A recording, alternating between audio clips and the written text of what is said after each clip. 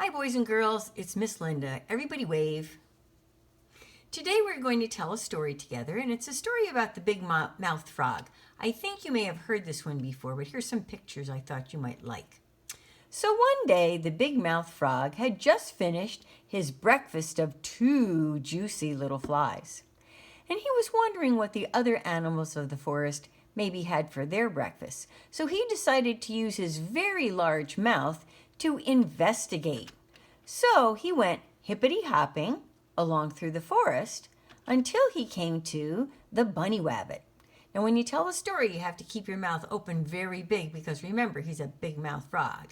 And to the bunny rabbit, he said, "Mr. Rabbit, what do you eat for breakfast?" And the bunny rabbit said with his very fuzzy voice, "I eat the clover from the big field." And so the big-mouthed frog said, "Okay." And he decided to continue on through the forest. So he hippity-hopped up to the red-tailed fox. And to the fox he said, "Mr. Fox, what do you eat for breakfast?" And the fox said, "I like to eat the little berries off the bushes." And to that the big-mouthed frog said, "Okay." And he went hippity-hopping through the forest a little farther until he came to a big, tall giraffe. Now, he got as close as he could, but he really had to yell up high to the giraffe, and he said, "Mr. Giraffe, what do you eat for breakfast?"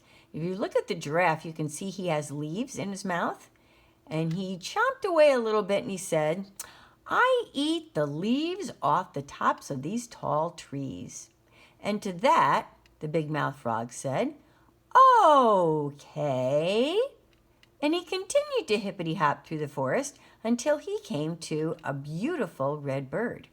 And to the red bird he said, "Mr. Bird, what do you eat for breakfast?" And the bird said, "I eat the worms from the ground." And to that, the big-mouthed frog said, "Okay." And he continued to hippity-hop through the forest until he came to a big brown bear. And to the big brown bear he said, "Mr. Bear, what do you eat for breakfast?" And the bear said, "I like the honey from a beehive." And to that, the big-mouthed frog said, "Okay." So the frog still continued through the forest, but now he got to the edge of the riverbank. And there he saw a big green crocodile. And to the crocodile he said, "Mr. Crocodile, what do you eat for breakfast?" Now the crocodile turned around very quickly and he said, "I eat big-mouthed frogs." So watch the big-mouthed frog's face. So he said, "Okay," with a very little voice, and he hopped away as fast as he could because now he wanted to pretend he was a little-mouthed frog, not a big-mouthed frog, so the alligator wouldn't eat him. Okay, that's the end of our story. Everybody wave. See you next time.